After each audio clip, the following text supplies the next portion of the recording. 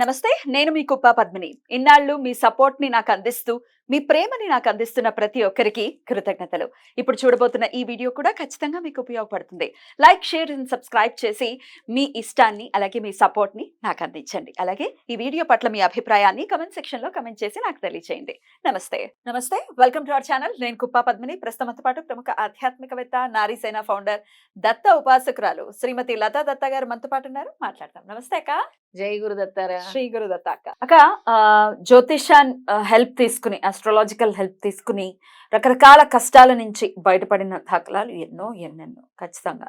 అంటే ఒక ఖచ్చితంగా ఇది జరగబోతోంది అని ఒక ప్రిడిక్షన్ ఏదైతే ఉందో, దానికి ఇప్పుడు వర్షం పడుతోంది అని ప్రిడిక్ట్ చేస్తే గొడిగి వేసుకుని వెళ్తాం. ఆస్ట్రాలజీ కూడా అంతే కదా. అంతే, సింపుల్ గా చెప్పాలి. చాలా బాగా చెప్పావు. సింపుల్ గా చెప్పాలి అంటే, సో అది జరగబోతోంది, ఏదో కష్టం రాబోతోంది. మీరు ఈ విధంగా ముందు ప్రవర్తనలో కూడా, ఒక మనిషి ప్రవర్తనలో కూడా మార్పు అనేది ఉండాలి. కోపం రీత్యా నువ్వు అన్ని కోల్పోయేటటువంటి పరిస్థితి ఉందంటే ముందు నువ్వు కోపాన్ని తగ్గించుకోవాలి. అవును. తర్వాత సుబ్రహ్మణ్యుడు ఆరాధన చేస్తావా, లేకపోతే గ్రహస్థితి బాగోకపోతే ఆ గ్రహానికి సంబంధించి ఏదో చేస్తావా అనేది సెకండరీ కదా. రైట్. అయితే ఇప్పుడు ఇది చక్కగా డేట్ ఆఫ్ బర్త్ ఉంది అన్న వాళ్ళకైతే బాగుంటుంది. కొంతమందికి డేట్ ఆఫ్ బర్త్ ఉండదు. అవును పాపం, చాలా మంది మాకు డేట్ ఆఫ్ బర్త్ లేదు, అసలు మేము పుట్టిన సమయం తెలియదు అంట. చాలా మంది అంటూ ఉంటారు, మేము శ్రావణ మాసంలో పుట్టాము, కార్తీక మాసంలో పుట్టాము, లేదంటే దీపావళి ముందు రోజు పుట్టాను, ఇలా అప్పుడులో అలాగే పాపం టైం అది కూడా తెలియదు. చాలా టైం నోట్ చేసుకునే వాళ్ళు కాదు, చాలా ప్రాబ్లమాటిక్. అంటే వాళ్ళకి తెలియదు అనమాట ఎలా ఉంటుందో, ఎలా జీవితం ఎలా నడిస్తే అలాగే. కానీ వాళ్ళకి ఒక భయంకరమైన పీరియడ్ వస్తూ ఉంటుంది, అప్పుడు చాలా బాధపడుతూ ఉంటారు.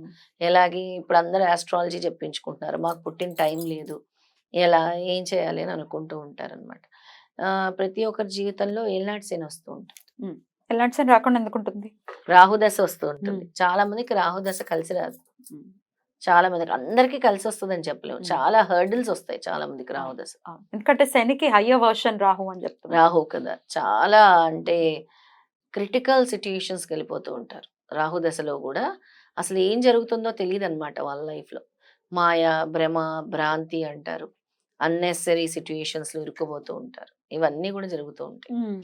ఇవన్నిటికీ ముందుగా వీటి నుంచి బయటపడాలి అని అంటే గురువుని నేను పట్టుకున్నాను కాబట్టి, గురుతత్వంలో ఉన్నాను కాబట్టి, వాళ్ళు ఇలాంటి ఏవైతే గురు చరిత్ర ఉందో, శ్రీపాద శ్రీవల్లభ చరిత్ర ఉందో, ఇలాంటి గ్రంథాలని పారాయణం చేయాలి వాళ్ళు. ఇంకా మాకు ఏమీ లేదు హోప్ అన్న వాళ్ళు, ఇప్పుడు ఏదైతే నేను అఖండ సప్తాహ సామూహిక గురుచరిత్ర పారాయణాలు చేస్తున్నానో అలాంటిది తప్పకుండా వాళ్ళు చేయాలి. అలాంటి పీరియడ్లో అది ఒక అద్భుతమైన రెమెడీ అని చెప్పొచ్చు. అంటే ద మోస్ట్ వర్స్ట్ టైమ్ ఇది మాకు అనుకున్నప్పుడు, ఇంకా అవి ఇవి చూసుకోవటం, లేకపోతే ఆస్ట్రాలజీ హెల్ప్ కావాలి అనుకోవటం, అయ్యో లేదని బాధపడ్డం కాదు, డేట్ ఆఫ్ బర్త్ లేదని బాధపడ్డం కాదు, గురు పాదాలని శరణం వేయాలి. గురువు ఒక్కడే రక్షించగలడు, ఇంకెవ్వరు రక్షించలేరు. ఎందుకంటే బ్రహ్మ రాసిన రాత అని తిరిగి రాయగలిగేది గురువు ఒక్కడే. బ్రహ్మ రాసేసి పెట్టేస్తాడు, నీ రాత రాసి పెడతాడు, ఇంకెవరికి పర్మిషన్ లేదు తిరిగి రాయాలన్నా. గురువు ఒక్కరికే పర్మిషన్ ఉంది, అది ఆదిగురు దత్తాత్రేయ స్వామికే ఉంది, బ్రహ్మ రాసిన రాత తిరగరాయటానికి. చరిత్ర పారాయణం చేయమంటున్నారు. చరిత్ర పారాయణం చేయాలి తప్పకుండా.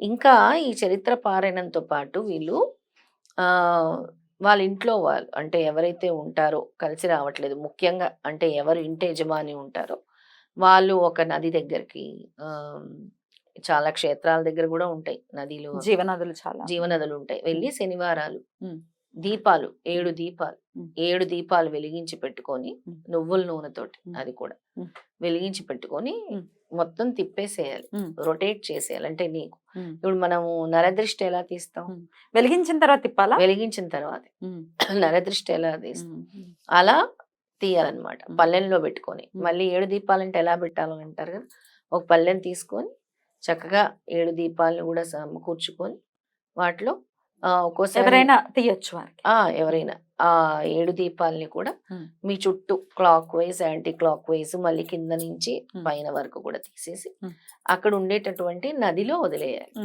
ఆ దీపాలను వదిలేసేయాలన్నమాట. అప్పుడు మీకు ఉండే అంటే బ్యాడ్ పీరియడ్ ఏదైతే ఉంటుందో దాని నుంచి కొంత ఉపశమనం పొందుతారు. ఇలా ఎన్ని వారాలక్క? అలా మినిమం 5 సార్లు చేయాలి. 5 సార్లు అంటే కంటిన్యూస్ గానా ప్రతి శనివారం లేదు, శనివారం? నెలకు ఒకసారి వెళ్ళి, ప్రతి శనివారం వెళ్ళలేము మేము క్షేత్రానికి, నది దగ్గరలో లేదనుకుంటారు కదా, అలా వాళ్ళు నెలకు ఒకసారి, 2 నెలలకు ఒకసారి, అలా 5 శనివారాలు చేయాలి. ఇలా చేసినా కూడా ఒకవేళ డేట్ ఆఫ్ బర్త్ లేని వాళ్ళకి ఖచ్చితంగా కలిసి వచ్చేటటువంటి పరిస్థితి. చాలా కలిసి వస్తుంది, ఇలా చేసి చూడాలి వాళ్ళు. అయితే ఒక్కొక్కసారి రకరకాల అంటే శుక్ర మహర్దశలో కూడా ఇబ్బందులు పడే వాళ్ళు ఉంటారు. అవును, లేకపోతే ఇందాక అనుకున్నట్టుగా రాహు కేతు తర్వాత బుధ మహర్దశలో కూడా ఇబ్బంది పడే వాళ్ళు ఉంటారు. ఆ గ్రహస్థితిని బట్టి గ్రహస్థితి ఎవరికైనా కూడా ఇదే ఇప్పుడు మీరు చెప్పినటువంటి రెమెడీయే వర్తిస్తుందా? ఎటువంటి గ్రహ దానికైనా, గ్రహ దోషానికైనా చాలా చక్కటి ప్రశ్న ఇది. ఎటువంటి గ్రహ దోషమైనా కూడా ఈ రెమెడీ చాలా బాగా పనిచేస్తుంది. ఎందుకంటే మనకి డేట్ ఆఫ్ బర్త్ తెలియదు, బుధుడి వల్ల వస్తుందా, శుక్రుడి వల్ల వస్తుందా, రాహు వల్ల వస్తుందా, శని వల్ల వస్తుందా తెలియదు. ఇది ఒక చిన్న పద్ధతి, దీనివల్ల తప్పకుండా ఫలితం ఉంటుంది, అద్భుతమైన ఫలితం ఉంటుంది. ఇది ఎప్పుడు పొద్దున పూట చేసుకోవాల్సినటువంటి పరిహారమా, సాయంత్రమా? పొద్దున చేసుకుంటే మంచిది, లేదంటే సాయంత్రం పూట కూడా చేసుకోవచ్చు. సూర్యాస్తమయం అవ్వక ముందు చేసుకోవాలి, చేసుకొని వదిలేసేయాలి. అలాగే ఇది గ్రహస్థితిని మనం సరి చేసుకోవటం కోసం చేసేటటువంటి రెమెడీ. ఇంకా దైవారాధన గురించి కూడా చెప్పండి అక్క. తప్పకుండా పద్మిని. అయితే దైవారాధన అంటే హనుమానే చాలా విషయాల్లో. ఇప్పుడు మనకి ఏళ్ళనాటి శని ఎఫెక్ట్ ఉన్నా, మిగతా ఏ ఎఫెక్ట్ ఉన్నా కూడా హనుమాన్ గుడికి వెళ్ళాలి ప్రతి శనివారం. అంటే మాకు ఈ పద్ధతి చేయటము వీలు పడట్లేదు అన్న వాళ్ళు శనివారం హనుమాన్ టెంపుల్కి వెళ్ళండి, అక్కడ కూర్చోండి, తమలపాకులు ఇవ్వండి, తమలపాకు పూజ చేయించుకోండి, ఆ సింధూరాన్ని ధరించండి, అలాగే అక్కడ దీపాలు వెలిగించుకోండి, హనుమంతుడి దగ్గర దీపాలు వెలిగించుకోండి మీరు. తర్వాత ఒక కొబ్బరికాయ తీసుకెళ్లి హనుమంతుడి దగ్గర పెట్టుకొని మళ్ళీ తీసుకొచ్చి అది మీ దగ్గర పెట్టుకోండి, ఇంట్లో ఆయన పాదాల దగ్గర పెట్టించుకొని. పూర్ణం బోండం పెట్టించుకోమంటారా, లేకపోతే పీచుండే కొబ్బరికాయ ఆయన దగ్గర తీసుకొచ్చి ఇంట్లో పెట్టుకోండి. పరిస్థితులు చక్కబడే వరకు దాన్ని ఇంట్లో పెట్టుకొని తర్వాత అంటే తీసి మళ్ళీ నదీ జలంలో వేసేయాలి మీరు. ఇప్పుడు ఆ నెగిటివ్ ఎనర్జీ ఏదైతే ఉంటుందో, మీకు ఏదైతే జరుగుతుందో ఆ బ్యాడ్ అంతా కూడా అబ్జర్వ్ చేస్తుంది. అది తీసుకెళ్లి మళ్ళీ ఎన్ని రోజులు ఉంచుకోవాలన్నారు? మీ పరిస్థితులు చక్కబడే వరకు. ఇప్పుడు శనివారం వెళ్ళి తెచ్చుకుంటున్నారు కదా, మీరు చూడండి రిజల్ట్ ఎలా ఉంటుందో. ఒక 1 month లో చూసి 1 month తర్వాత దాన్ని తీసుకెళ్లి పడేసేయండి. రైట్ అక్క, చాలా చక్కగా. కానీ గుడికి వెళ్ళటం మాత్రం ప్రతి శనివారం వెళ్ళండి, దీపాలు వెలిగించుకోండి. అందులో ఒక్క శనివారం మాత్రమే కొబ్బరికాయ తెచ్చుకోండి, పీచుండే కొబ్బరి. ప్రతి శనివారం కాదు, ప్రతి శనివారం కాదు. రైట్. ఇది డెఫినెట్ గా మంచి ఆల్టర్నేటివ్. ఎందుకంటే అయ్యో మాకు లేదు, మాకు డేట్ ఆఫ్ బర్త్ లేదు, తెలియదు, ఎట్లాగా రకరకాల వాళ్ళ దగ్గర డబ్బులు కట్టాము మేము, మాకు ఏది ఉపశమనం లేదు అనుకునే వాళ్ళకి వాళ్ళు చేసుకునేటటువంటి రెమెడీ కాబట్టి. ఇంకో ముఖ్యమైనది మర్చిపోయింది, దీపాలు విప్ప నూనెతోనే పెట్టాలి. కాదు, నువ్వుల నూనెతో వెలిగించాలి, నీళ్ళల్లో వదిలేదు. ఇది మాత్రం స్వామికి కాబట్టి విప్ప నూనెతోనే 5 దీపాలను వెలిగించుకోండి. బ్యూటిఫుల్ అక్క, చాలా చక్కగా వివరించారు. థ్యాంక్ యూ సో మచ్ అక్క. నమస్తే. నమస్తే.